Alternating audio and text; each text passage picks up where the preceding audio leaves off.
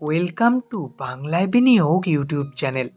বন্ধুরা, আজকের ভিডিওতে আমরা এমন একটি শেয়ার নিয়ে আলোচনা করব যে শেয়ারটি বর্তমান বাজারে ব্যাপক আলোড়ন সৃষ্টি করেছে। রেল বিকাশ নিগম লিমিটেড অর্থাৎ rvnl। গত কয়েক মাসে শেয়ারটি কিন্তু প্রায় 200% রিটার্ন দিয়েছে।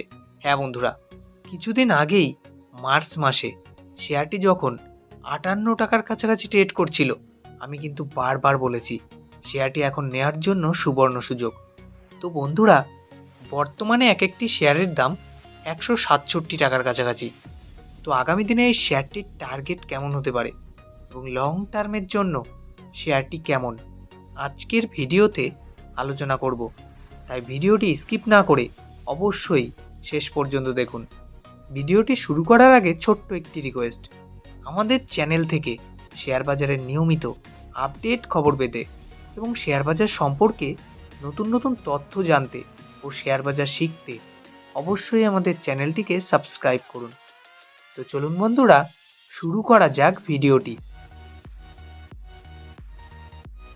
যে কোনো শেয়ার কেনার আগে অবশ্যই কিন্তু আমাদের সেই শেয়ারটির টেকনিক্যাল চার্ট এবং কোম্পানিটির ফান্ডামেন্টাল দিক খুব ভালোভাবে যাচাই করে নেওয়া উচিত, যাতে আমাদের লসের সম্ভাবনাটা কম থাকে। যদি আমরা শেয়ারটির অ্যাডভান্স চার্ট দেখি, 165 টাকা 10 পয়সার কাছাকাছি শেয়ারটির কিন্তু দারুণ একটি সাপোর্টিং লাইন রয়েছে। এখান থেকে শেয়ারটি যে কোনো সময় বাউন্স ব্যাক দিতে পারে এবং বাউন্স ব্যাক দিলে খুব কম সময়ের মধ্যেই কিন্তু 175 টাকার কাছাকাছি পৌঁছে যেতে পারে এবং এই রেজিস্ট্যান্সটি ভাঙলে শেয়ারটি কিন্তু খুব কম টাইমের মধ্যেই 195 টাকার কাছাকাছি পৌঁছে যেতে পারে এবং এই রেজিস্ট্যান্সটি ভাঙলে শেয়ারটি কিন্তু খুব কম টাইমের মধ্যেই আবার লম্বা র্যালি দেখাতে পারে।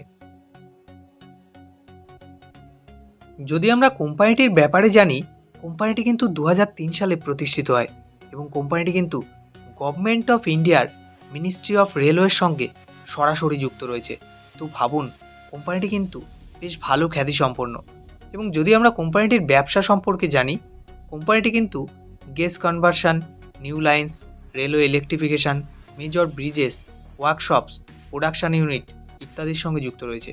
তো বন্ধুরা, ভারত সরকার যেভাবে ইন্ডিয়ান রেলকে ডেভেলপ করছে তাতে কিন্তু বোঝাই যাচ্ছে এবং নতুন নতুন যে সমস্ত প্রজেক্ট আসছে তাতে কিন্তু আগামী দিনে ইন্ডিয়ান রেলওয়েজ কিন্তু আরও উন্নত হবে এবং যতই এই ইন্ডিয়ান রেল ডেভেলপ হবে ততই কিন্তু এই কোম্পানিটি লাভবান হবে এবং ভবিষ্যতে কিন্তু এই শেয়ারের দাম আকাশ ছোঁয়া হয়ে যেতে পারে।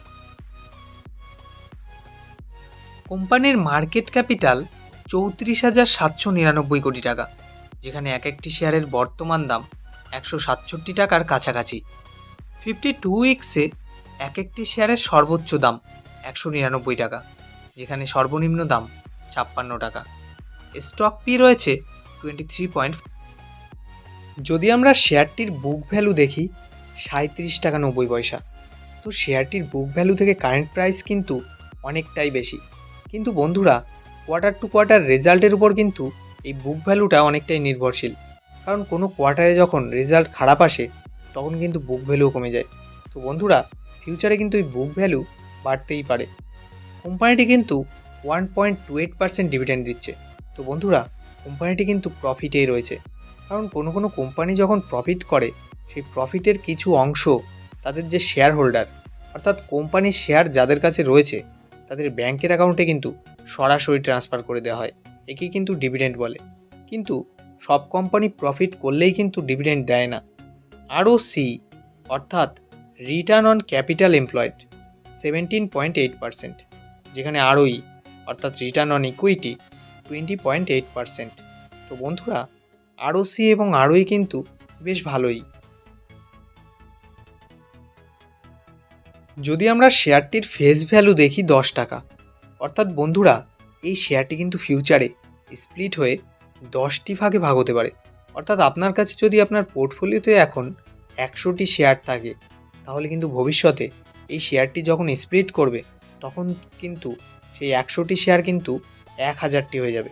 এরকম শেয়ার কিন্তু সবসময় আকর্ষণীয় হয়, কারণ এই শেয়ারগুলির পিছনে কিন্তু মানুষ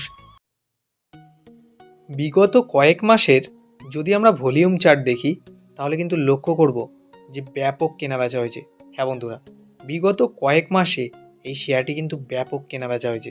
এ থেকে বোঝাই যাচ্ছে এই শেয়ারটির প্রতি কিন্তু মানুষের আকর্ষণ অনেকটাই বেশি, আগ্রহ অনেকটাই বেশি। তো ভবিষ্যতে কিন্তু এই শেয়ারটি আরও লম্বা র্যালি দেখাতে পারে। যদি আমরা কোম্পানিটির বিশেষ পজিটিভ দিকগুলো দেখি, company has delivered good profit growth of 20.3% CAGR over last 5 years.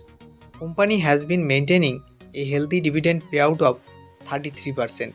তো বন্ধুরা, কোম্পানিটি কিন্তু লাস্ট 5 ইয়ারে প্রতি বছর গড়ে 20%-এর কাছাকাছি তাদের প্রফিট গ্রোথ করতে দেখাতে পেরেছে এবং কোম্পানিটি কিন্তু 33%-এর কাছাকাছি ডিভিডেন্ড দিচ্ছে।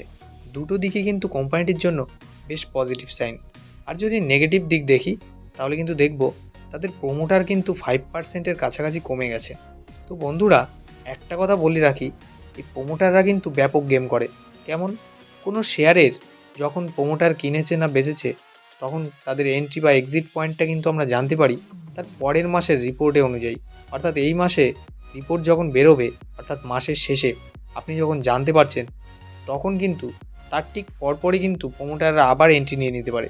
কিন্তু যতক্ষণ আপনি জানতে পারছেন ততক্ষণে কিন্তু তাদের কাজ ছাড়া, অর্থাৎ তারা কিন্তু ঠিক প্রফিট বুক করে আবার সঠিক জায়গায় এন্ট্রি নিয়ে নিল, কিন্তু আপনি কিন্তু জানতে পারলেন লেটে।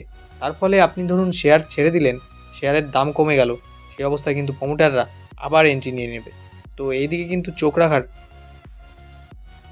জুন 2021 অনুযায়ী কোম্পানির সেলস 3,869 কোটি টাকা, যেখানে মার্চ 2022-এ 6,438 কোটি টাকা এবং জুন 2022-এ 4,641 কোটি টাকা, ডিসেম্বর 2022-এ 5,012 কোটি টাকা, যেখানে মার্চ 2023-এ 5,720 কোটি টাকা এবং জুন 2023-এ 5,572 কোটি টাকা, যেখানে সেপ্টেম্বর 2023-এ 4,914 কোটি টাকা। তো বন্ধুরা, প্রতি কোয়ার্টারে কোম্পানির সেলস কিন্তু ব্যাপকভাবে বেড়েছে। কোনো কোম্পানির যখন সেলস বাড়ে তখন কিন্তু প্রফিটও বাড়ে, আর প্রফিট বাড়লে আপনার শেয়ারের দাম কিন্তু বাড়বেই বাড়বে। যদি আমরা অপারেটিং প্রফিট দেখি, জুন 2021-এ ছিল 228 কোটি টাকা, যেখানে ডিসেম্বর 2021-এ 319 কোটি টাকা এবং মার্চ 2022-এ 408 কোটি টাকা, যেখানে ডিসেম্বর 2022-এ 276 কোটি টাকা এবং মার্চ 2023-এ 374 কোটি টাকা, যেখানে জুন 2023-এ 349 কোটি টাকা, যেখানে সেপ্টেম্বর 2023-এ 298 কোটি টাকা। তো বন্ধুরা, কোনো কোয়ার্টারেই কিন্তু অপারেটিং প্রফিট নেগেটিভে নেই, অর্থাৎ লসে নেই। তো কোম্পানিটি কিন্তু জুন 2021 অনুযায়ী কোম্পানির নেট প্রফিট 232 কোটি টাকা, যেখানে মার্চ 2023-এ 359 কোটি টাকা এবং জুন 2023-এ 343 কোটি টাকা, যেখানে সেপ্টেম্বর 2023-এ 394 কোটি টাকা। তো বন্ধুরা, প্রতি কোয়ার্টারে কোম্পানির নেট প্রফিট কিন্তু ব্যাপকভাবে বেড়েছে। এটি কিন্তু কোম্পানিটির জন্য পজিটিভ সাইন। এবং যদি আমরা ইপিএস অর্থাৎ আর্নিং পার শেয়ারের দিকে লক্ষ্য রাখি, তাহলে কিন্তু দেখব প্রতি কোয়ার্টারেই বেড়েই চলেছে। এটি কিন্তু কোম্পানিটির জন্য ব্যাপক। যদি আমরা কোম্পানিটির ইয়ারলি সেলস দেখি, মার্চ 2016-য় ছিল 4,540 কোটি টাকা, যেখানে মার্চ 2018 অনুযায়ী 7,597 কোটি টাকা এবং মার্চ 2020 অনুযায়ী 14,531 কোটি টাকা, যেখানে মার্চ 2021-এ 15,404 কোটি টাকা এবং মার্চ 2022-এ 19,382 কোটি টাকা, যেখানে মার্চ 2023-এ 20,282 কোটি টাকা। তো বন্ধুরা, লক্ষ্য করে দেখুন, প্রতি বছরে কোম্পানির সেলস কিন্তু ব্যাপকভাবে বেড়েছে। যদি আমরা কোম্পানিটির ইয়ারলি নেট প্রফিট দেখি, মার্চ 2016-য় ছিল 429 কোটি টাকা, যেখানে মার্চ 2017-এ 443 কোটি টাকা এবং মার্চ 2022-এ 1,110 কোটি টাকা, যেখানে মার্চ 2023-এ 1,421 কোটি টাকা। তো বন্ধুরা, প্রতি বছরে কোম্পানি কিন্তু তার নেট প্রফিট ব্যাপকভাবে বাড়িয়েছে। যদি আমরা কোম্পানিটির কম্পাউন্ডেড সেলস গ্রোথ দেখি, 5 বছরে 22%, যেখানে 3 বছরে 12% এবং কম্পাউন্ডেড প্রফিট গ্রোথ 5 বছরে 20%, যেখানে 3 বছরে 23%। তো বন্ধুরা, কোম্পানিটির কিন্তু কম্পাউন্ডেড প্রফিট গ্রোথ বেশ ভালোই। মার্চ 2017 অনুযায়ী কোম্পানির রিজার্ভ 1472 কোটি টাকা, যেখানে মার্চ 2019 অনুযায়ী 2311 কোটি টাকা, এবং মার্চ 2021-এ 3551 কোটি টাকা, যেখানে মার্চ 2022-এ 4240 কোটি টাকা, এবং মার্চ 2023-এ 5240 কোটি টাকা, যেখানে সেপ্টেম্বর 2023-এ 5823 কোটি টাকা। তো বন্ধুরা, লক্ষ্য করে দেখুন কোম্পানির রিজার্ভ কিন্তু প্রতি বছরে ব্যাপকভাবে বাড়ছে, এবং বড়োইং কিন্তু মার্চ 2017-এ ছিল 2437 কোটি টাকা, যেখানে মার্চ 2019-এ 3024 কোটি টাকা, এবং মার্চ 2021-এ 5931 কোটি টাকা, যেখানে মার্চ 2022-এ 6643 কোটি টাকা, এবং মার্চ 2023-এ 6441 কোটি টাকা, যেখানে সেপ্টেম্বর 2023-এ 5981 কোটি টাকা। তো বন্ধুরা, কোম্পানির বড়োইংও কিন্তু বাড়িয়ে চলেছে, কিন্তু রিসেন্ট কয়েকটা কোয়ার্টারে কিন্তু বড়োইং কমছে। এটি কিন্তু কোম্পানিটির জন্য পজিটিভ সাইন। কিন্তু যদি আমরা রিজার্ভ এবং বড়োইং দেখি তাহলে কিন্তু বুঝবো কোম্পানিটি কিন্তু ফান্ডামেন্টালি যথেষ্ট। চলুন দেখা যাক কোম্পানিটির শেয়ার হোল্ডিং প্যাটার্ন। কোম্পানিটির শেয়ার প্রমোটারের কাছে আছে 72.84%, যেখানে এফআইয়ের কাছে 2.32% এবং ডিআই এর কাছে 5.83%। পাবলিকের কাছে কিন্তু এই শেয়ারটি আছে 19.01%। যদি আমরা এফআইয়ের স্টেক লক্ষ্য করি তাহলে কিন্তু দেখব প্রতি কোয়ার্টারে বেড়েই চলেছে। মার্চ 2022 অনুযায়ী এফআইয়ের স্টেক ছিল 0.84%, যেখানে সেপ্টেম্বর 2022-এ 1.76% এবং সেপ্টেম্বর 2023-এ 2.32%। তো বন্ধুরা, কোনো কোম্পানিতে যখন এফআইয়ের স্টেক বাড়ে তখন কিন্তু বুঝতে হবে শেয়ারটির দামও বাড়বেই বাড়বে। তাছাড়া বন্ধুরা, ভারত সরকার যেভাবে ইন্ডিয়ান রেলওয়েজের প্রতি এগিয়ে চলেছে এবং ইন্ডিয়ান রেলওয়েজের যেভাবে ডেভেলপমেন্ট হচ্ছে, তাতে কিন্তু বোঝাই যাচ্ছে আগামী দিনে কিন্তু এই শেয়ারটি দারুণ জায়গায় যেতে পারে। হ্যাঁ বন্ধুরা, শেয়ার বাজার মানেই ঝুঁকিপূর্ণ, কিন্তু বন্ধুরা আগামী দিনে কিন্তু এই শেয়ারটি দারুণ জায়গায় যেতে পারে। তাই আমি বলবো আপনার পোর্টফোলিওতে যদি এই শেয়ারটি 15 থেকে 20,000 টাকাও 5 বছরের জন্য বিনিয়োগ করে রাখেন তাহলে কিন্তু আপনি হয়ে যেতে পারেন মাল্টিব্যাগার।